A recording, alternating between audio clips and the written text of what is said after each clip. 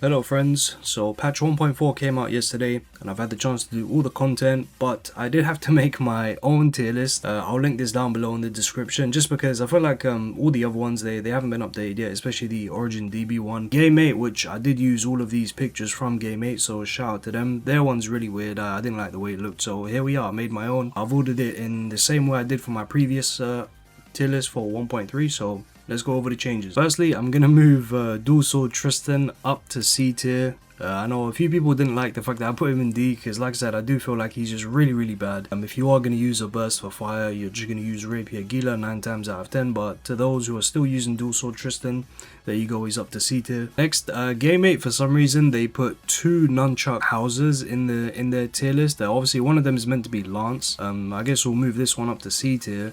And Gauntlet is fine at A tier, but I'm actually going to move Nunchuck, like this is the Nunchuck house, I'm going to move him up to A tier as well, just because he generates so much magic with his E, and obviously, you know, his engraved being so good. Actually, it doesn't even feel right that I put the Lance at C. I'll put it at B instead. Actually, I think this is fine. Yeah, we'll be moving up Rapier Dreyfus to C tier, just because some people use him in the Holy team for Escanol for the dot damage, so I guess that's a decent use for him. He doesn't deserve to be in D tier anymore, so we will also move up Rapier Dradrin up to C tier as well, because he's finding some use just as a character who can generate a lot of magic. Obviously, if you guys don't know, in patch 1.4 they've changed all magic so that when you enter any boss fight or dungeon, it automatically resets. This wasn't the case before this update, but obviously since they added the brand new speedruns and the leaderboards, they've made it consistent across all content. So generally now, building magic is really important, more than ever basically. I'm also going to move up both Meliodases, because even though I did say in my last tier list that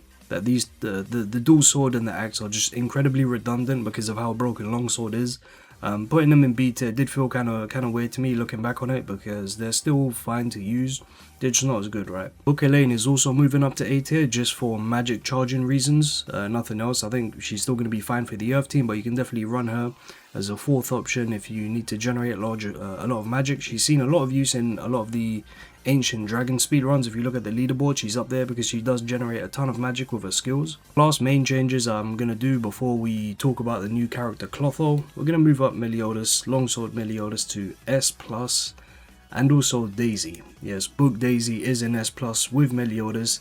The 2 best heroes in the game, straight up, no questions asked, I don't want to hear it. Meliodas, best damage dealer.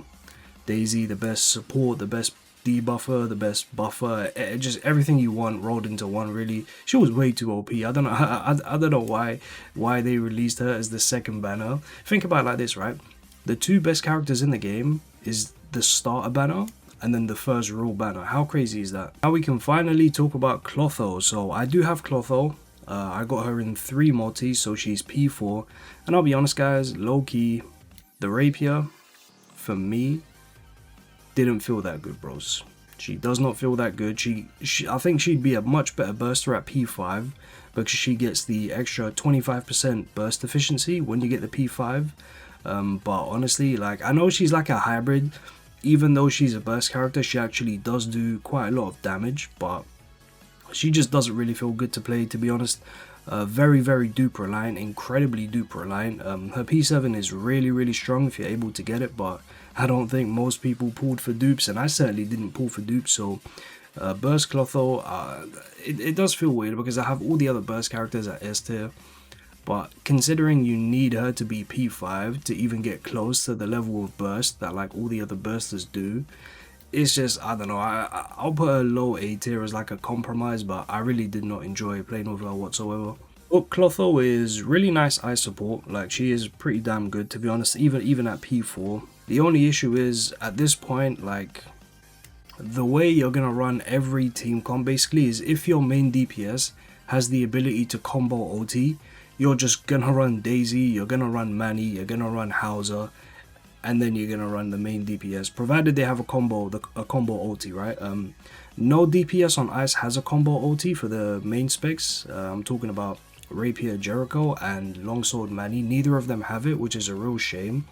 So because of that reason, I'll put her in A tier, but the leaks did say that Merlin would be an ice DPS.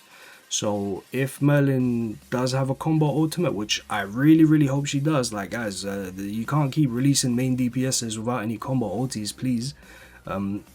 If Merlin does have a combo ulti, I'll probably move it down, but for now I'll leave her in A tier because she does provide really nice buffs to the Ice team. And then finally we have Staff Clotho. I'm gonna keep it a $150. At P10, this character is like S tier. Like she's so OP at P10. But anything other than P10, she's not even like, I don't even think she's usable. Like she's P4 versus P4, she does not compare to a lane whatsoever. Staff Clotho is like the most duper line character I've ever seen. For that reason, I'll leave her next to B tier with Drake, just because you really do need the potentials for this character to be really good, and I just don't think that's feasible. I don't think a lot of people would have done it. Some people do have it, and don't get me wrong, at P10 she's insane, like S tier character. But I think for most people, including myself, if she's not P10, she doesn't get half of the buffs that she gets there. Her potentials, if you haven't read them, they're so OP. She gets like extra skill uses.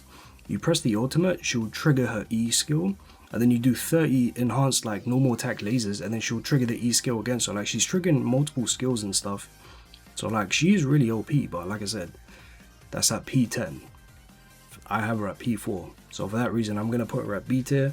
And honestly, that's pretty much it. Not much to talk about. There wasn't too much content here. Like we got Abyss Dragon, we got Abyss Spider, but Abyss content in general is just really easy at this point for anyone who's an endgame.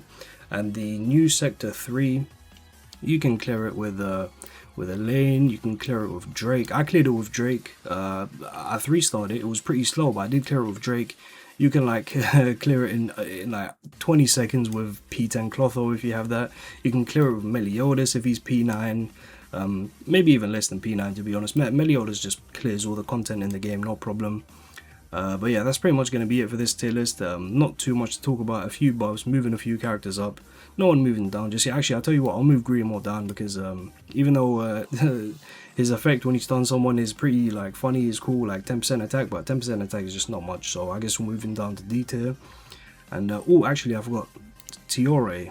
I'll move her up to A tier because in the new event, the Heart Hammer Lady event, we did basically just get like a brand new accessory set dedicated to her, increasing healing efficiency and blah blah. So I guess for that reason we'll move her up. She's a really good healer, but I don't use her. But if you do need healing, you can definitely run her. So A tier for Tiore. Pretty much it. Final update for patch 1.4. Basically nothing to do for 2 weeks. So let me know what you guys thoughts in the comment down below. Take care and we'll see you soon.